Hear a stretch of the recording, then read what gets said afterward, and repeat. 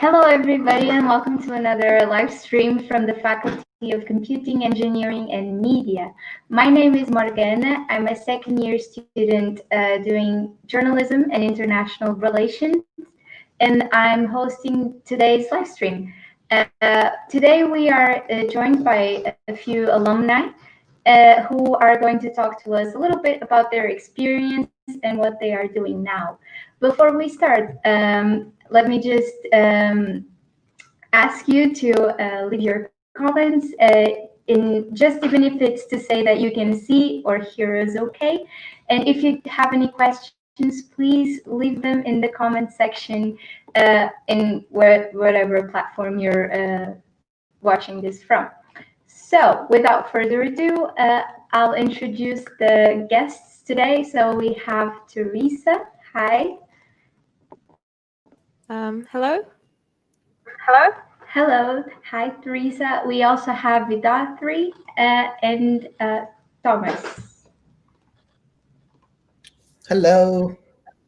Hi, Vidathri and Thomas. Yeah.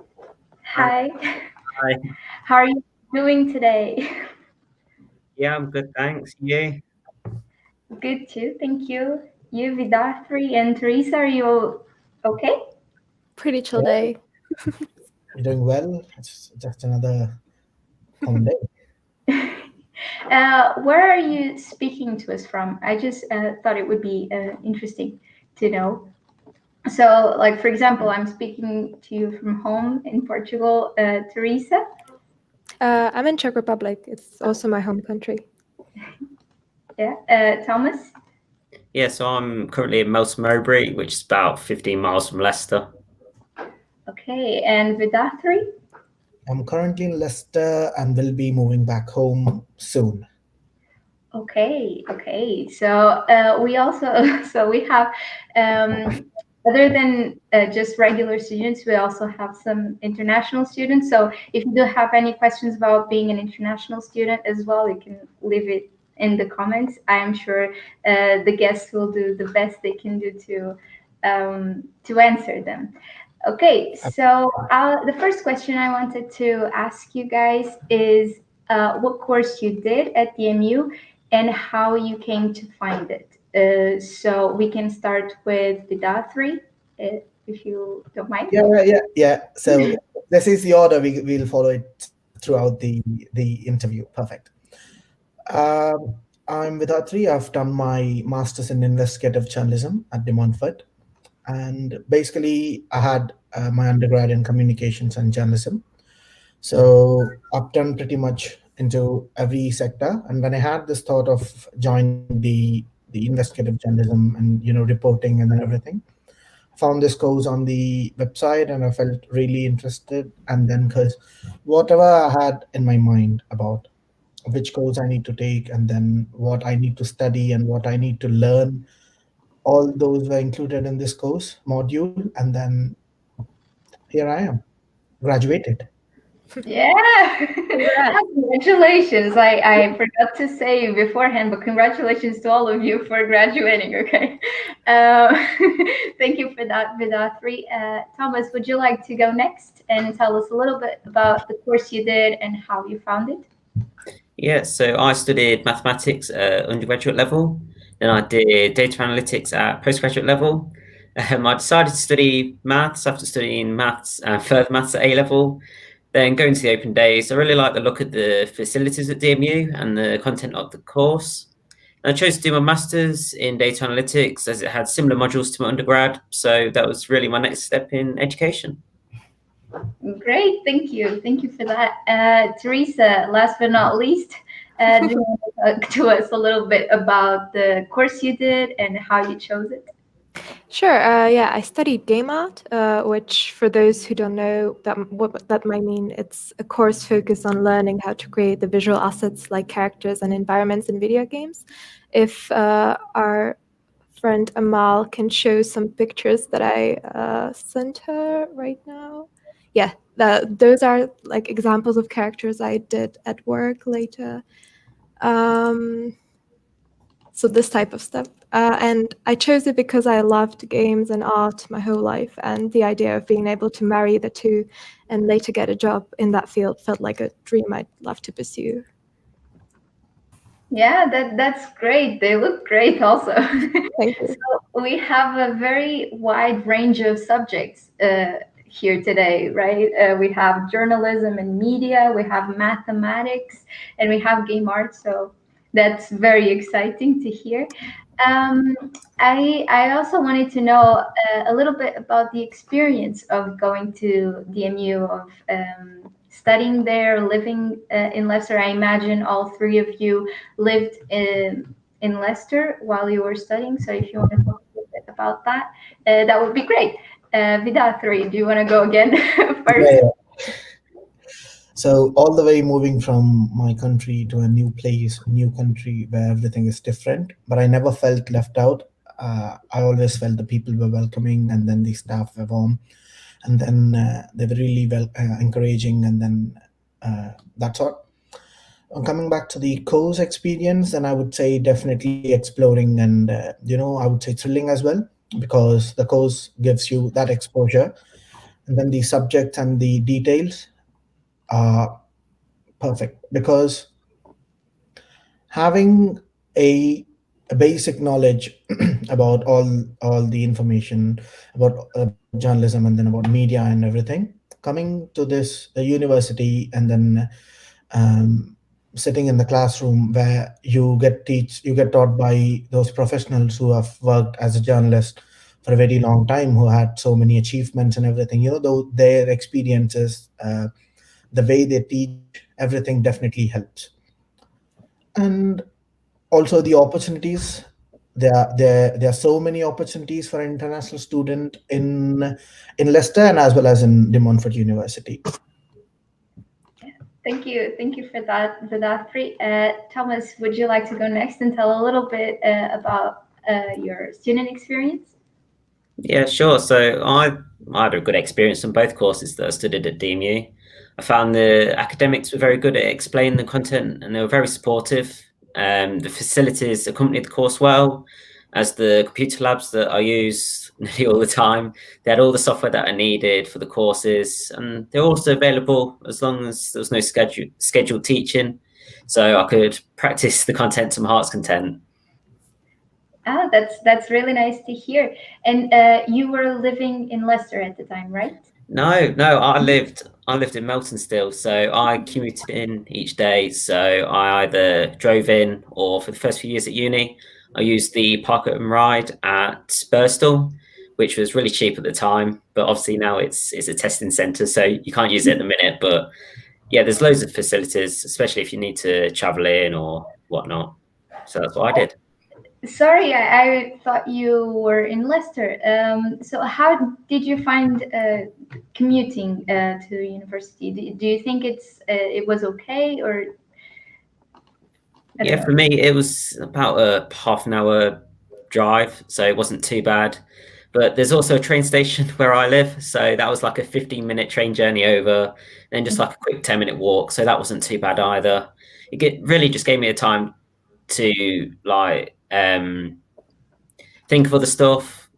So it was more downtime, the journeys, compared to just going back home to uni. Yeah. Well, thank you for that, Teresa. Would you like to tell us a little bit about your student experience?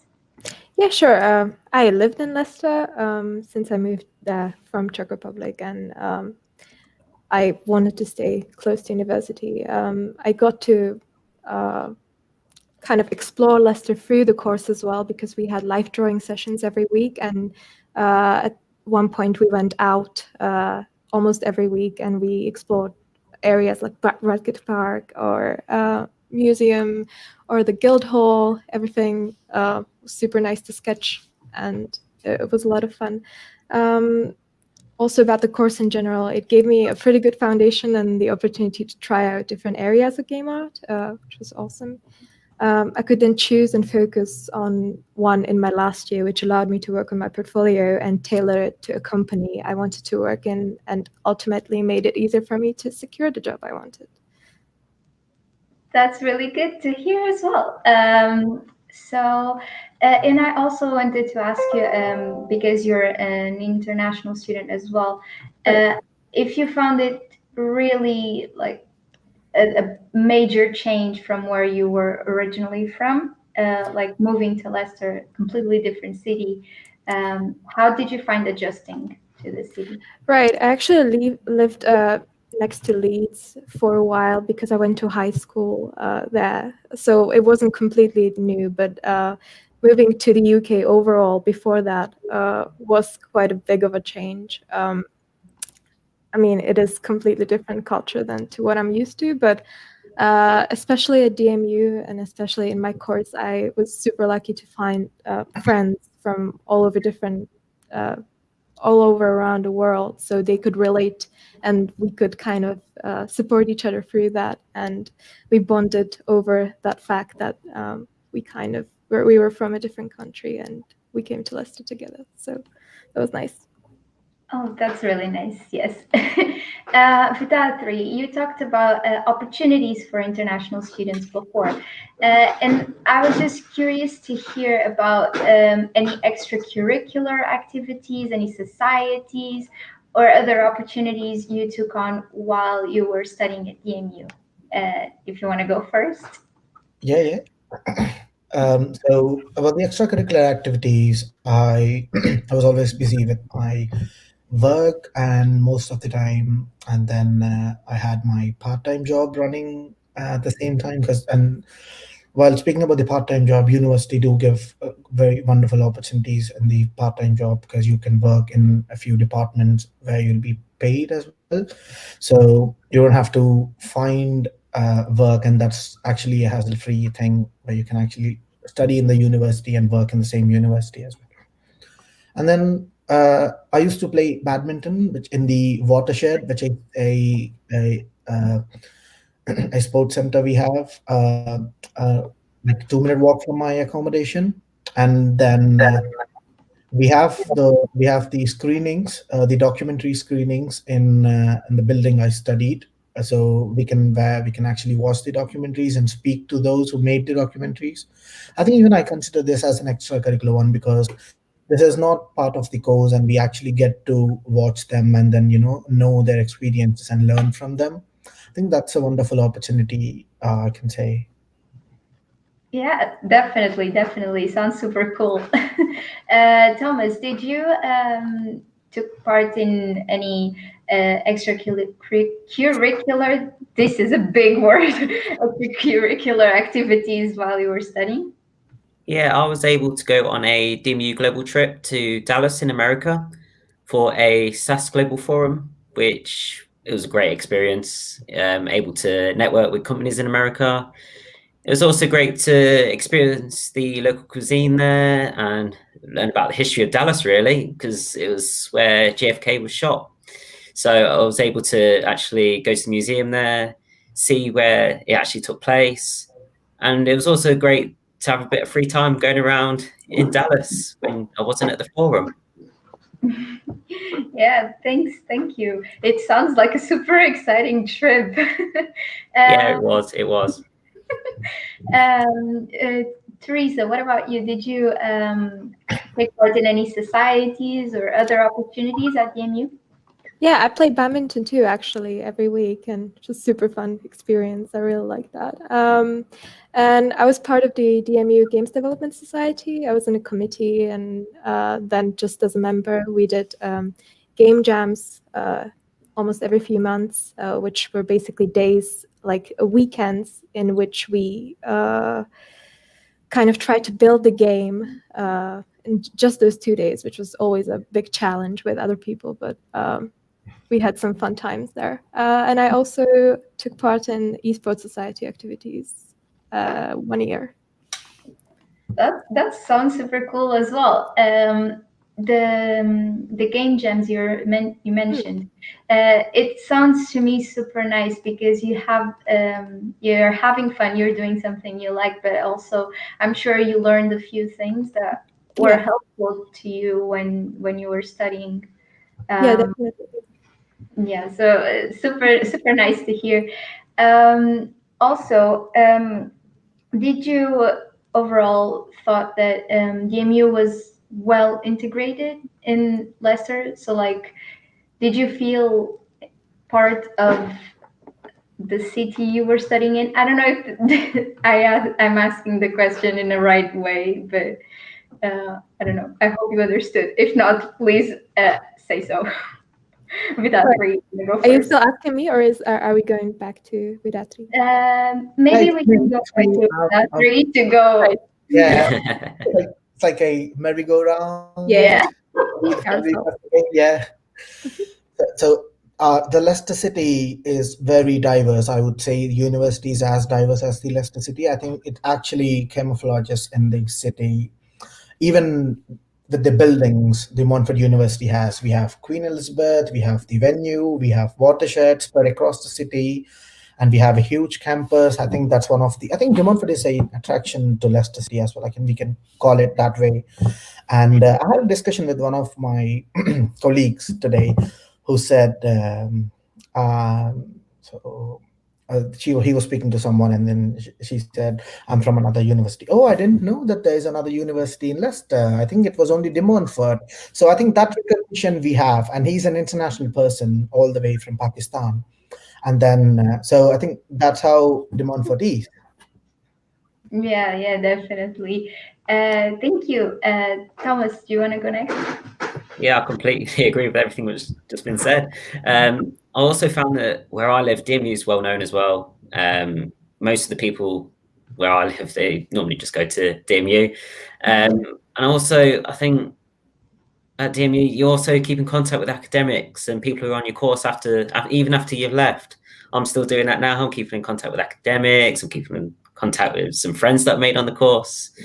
So yeah. Yeah, that's great. Thank you.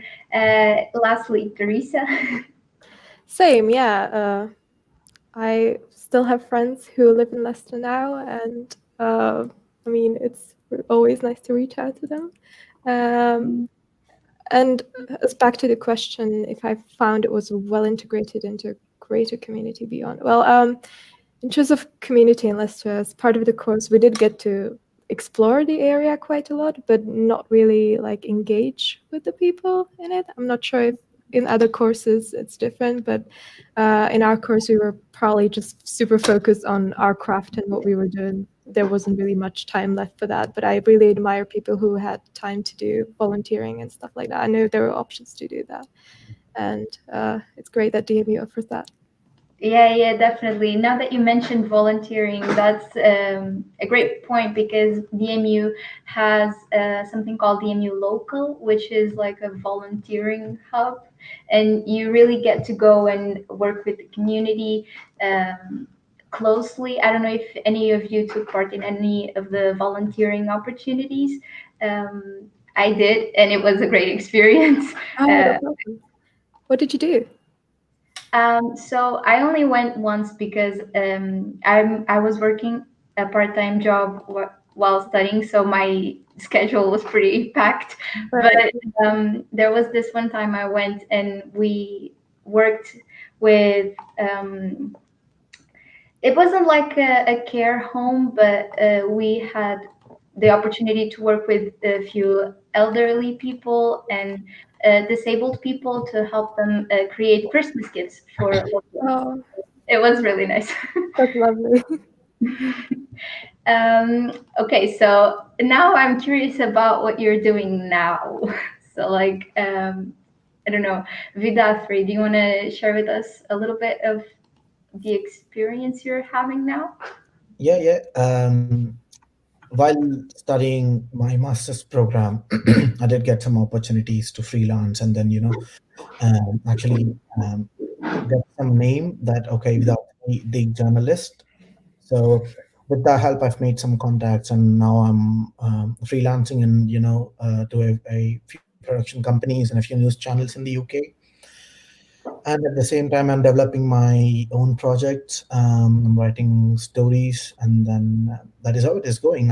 I can say, yeah, I'm doing well, and I hope I can do much better if the job market is completely open and I can find a job.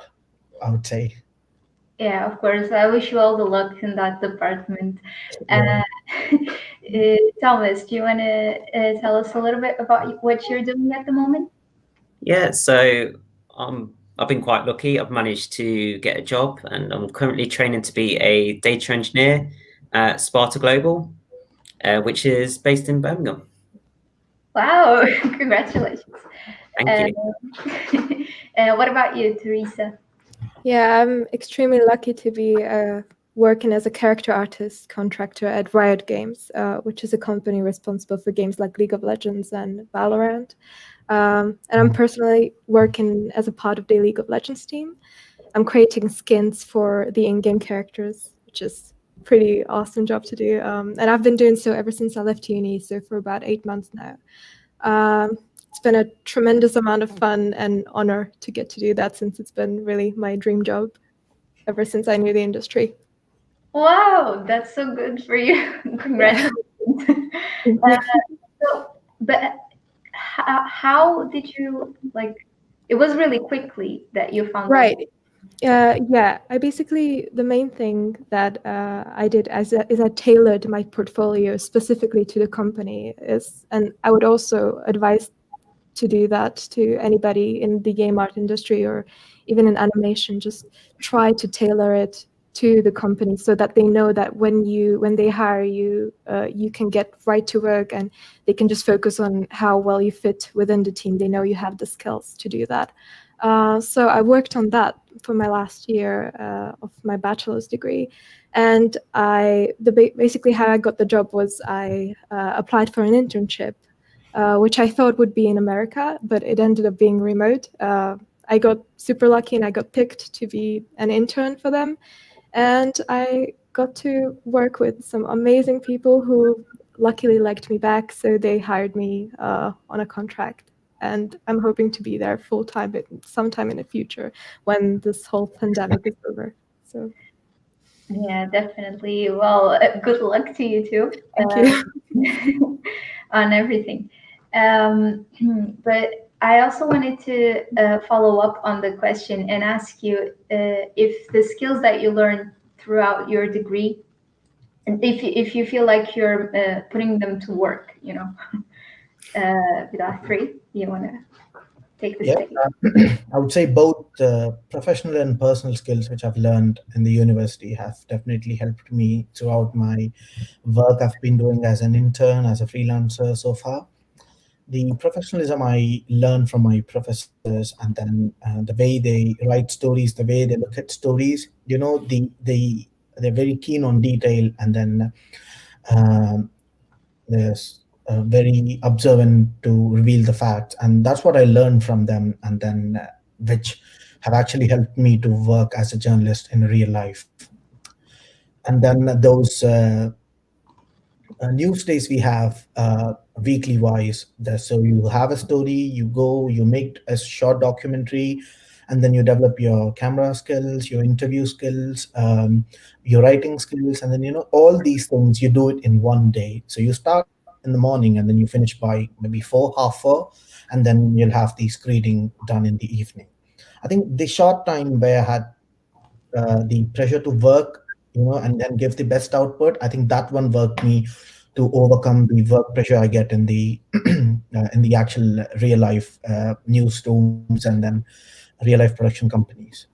And talking about the personal skills I developed, maybe even those are a bit more towards the professional end, but I would say personal because I've improved my writing, where in the sense of how to start, how to deal with the writer's block, how to end something which I'm not sure how it ends. So all these things, and looking at my subject, looking at my documentaries and stories with fresh eyes. I think these are a few personal tips I could, as Thomas said, where you still keep in touch with the professors. I think I still do it with my professors and with my classmates. I think their experiences and my experiences we discuss, and then we help each other in this aspect.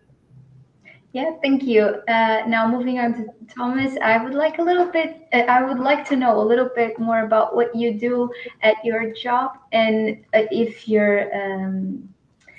feel like you're using the skills you've learned throughout your course.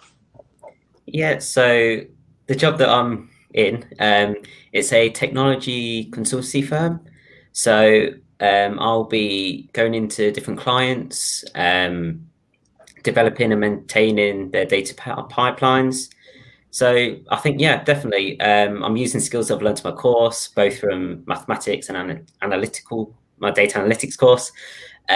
From the maths course, I'm able to use my presentation skills, my statistics skills. From the data analytics course, I'm able to use the skills I've learned in big data, working on data warehouses, SQL. But these are just a small selection of the skills that I've been using. Others could include like group work, software skills, analytics skills. Yeah, thank you, thank you.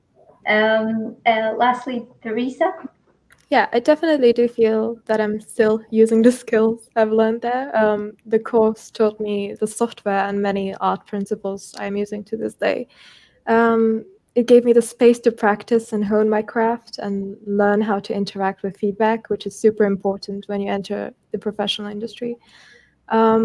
In my industry, it's not just about what you do at uni, really. You will always need to put in a bit more, some of your personal time, your own curiosity, research, and learning things on your own. But the course at DMU made me the shift into that learning mindset, much easier by providing all the ground, the base that we could work from. Yeah, I feel like that's a huge part that you have that curiosity within yourself. Um, just before we wrap up, I just wanted to ask if you have any sort of advice for students who are still deciding on the university or are struggling writing their personal statements.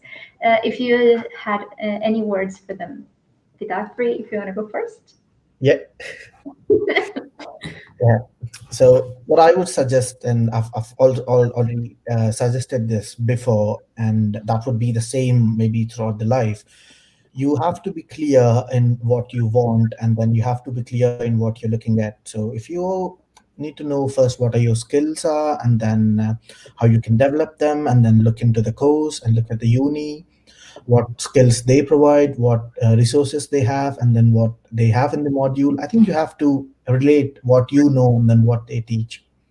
So basically, if you are having those basic skills and then you need to improve on them, and then you need to look for those skills and everything. So if you know what you want, and then if you are clear about taking a course and choosing a course, I think that's what the first thing should be for a student. And then about the personal statement, I think if he's writing a personal statement in the application form, I think he should be very genuine in what he knows, because nobody expects that a student knows 100% or has 100% knowledge in the course he's studying.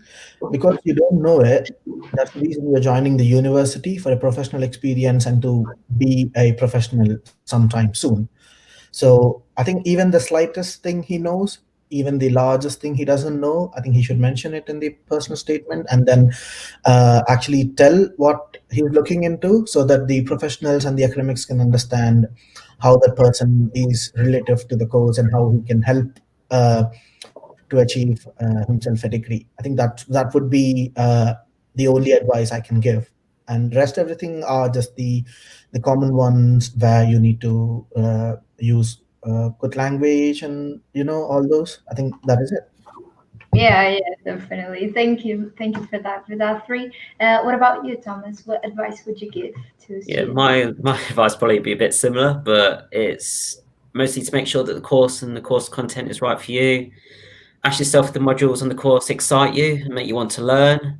Also, make sure, if you can, go to the virtual open days and see if the academics are passionate about your future and the actual course itself.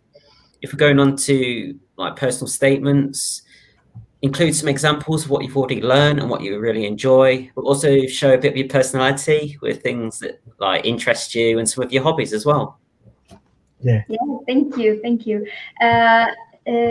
Teresa, lastly, if you have any. Yeah, sure. Yeah, the advice that I would give people who still haven't chosen their university yet, it's probably in the current situation of online learning, it is more than ever important to research what types of education would be good for you specifically. in my industry, one doesn't actually really need a university degree unless they need a visa and want to work in the USA at some point, like I do. The most important thing is having a portfolio which shows you'll be a good fit at the company you're aiming for, and then, of course, being a good person and overall fitting well into the team. University provides you with a lot of time and opportunities to do this.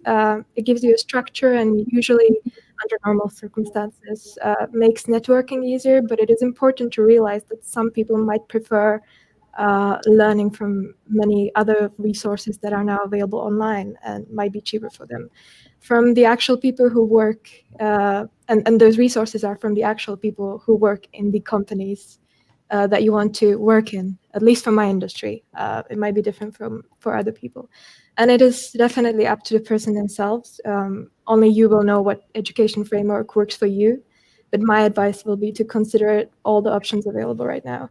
And for a personal statement, well, it's been a while since I wrote mine. I'd probably say just try to convey your passion for what you want to learn, provide real life examples of your strengths and skills, and try to show who you are while still kind of keeping it somehow professional. That's it. Yeah, thank you so much. That was valuable advice from all three of you. I'm sure any potential listeners out there will make good use of that. We overran a little bit, and there's still so much more we could discuss here. But sadly, we have to go. So thank you, everybody who was listening and who was watching. And you can speak to our students using the Uni Buddy app, current students this time. So, yeah, that's it from us, and have a nice rest of your day. Bye. You too. Thank you. Thank you, Morgana, for having us. Yeah, thank thank you, you. Brayden. By the way, I forgot to thank you.